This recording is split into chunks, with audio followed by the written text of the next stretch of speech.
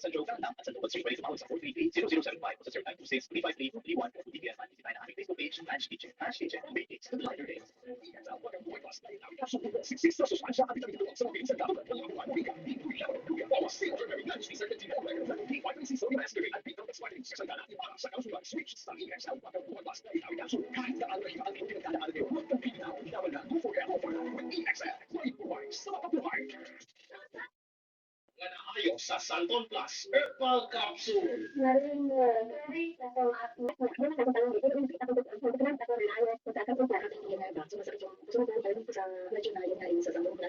Salamat sa Santon Plus, kumain yung sa doktor. Santon Plus Herbal Capsule. Mabibili sa mga WAR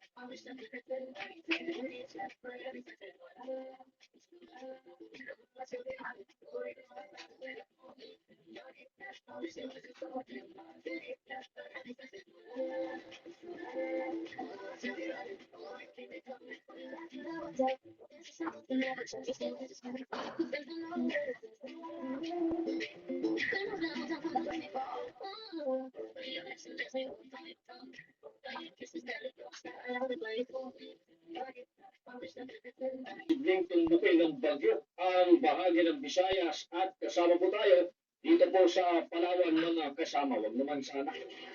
Ayon po yan sa pag-asa kanina, iniulat nila na kasama po yung Visayas at Palawan na po tutumbukin na nitong bagyong si Kiruhin PH. Na nandito na po sa loob ng bansa na una, naging pressure area at ngayon ay ganap na pong bagyo mga kababayan. Magpapasko pa naman eh. Bigla tayong babagsakan ng ulan o bagyo. Huwag naman sana mga kasama. Sana, ganun sa akin. Samantala, update na lang tayo mga kasama. Ito pong panibagong taas pressure mga produktong petrolyo. Epektibo po ngayong araw ng Martes, December 17, 2024. Mga kasama at ayon sa magkasunod na pagpapatupad, may nagpatupad po ang kumpanya ng langis ng panibagong taas presyo sa kanilang produktong petrolyo. Ayon sa Department of Energy o DOE, na mayroong magkaparehong 0.80 mga kasama 80 pesos na 0.80 pesos na taas. Ang taas ng kada litro ng gasolina at diesel.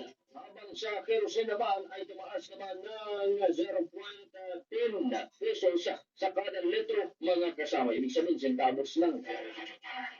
Ilan sa mga nakitang dahilan na ngayon mga kasama ng DOA ay ang inaasahang pagtaas ng demand ng oil products sa unang quarter ng taong 2025. Kasama rin dito ang pagpaliban ng Organization of the Petroleum Exporting Countries o OPEC mga kasama ng paggawa ng mas maraming fuel supply sa Abril 2025. Talaga matawagan yung barangay Sandugan. Hindi naman ako, bukas na siguro natin subukan kasi under investigation pa rin. Sunduin pa rin tayo yung follow-up operation na mapamamil sa barangay Sandugan, Batarasa, Palawan. Mga kasama, iniimbestiga na ang nangyaring shooting incident kung saan lalaki patay sa barangay Sandugan sa bayan ng Batarasa, Palawan, bandang alas 11 ng gabi. Nagabi po, December 16, 2024. Sa misyon, impormasyon na nakalat ng RBN o National Nationwide Palawan, nangyari ang insidente malapit sa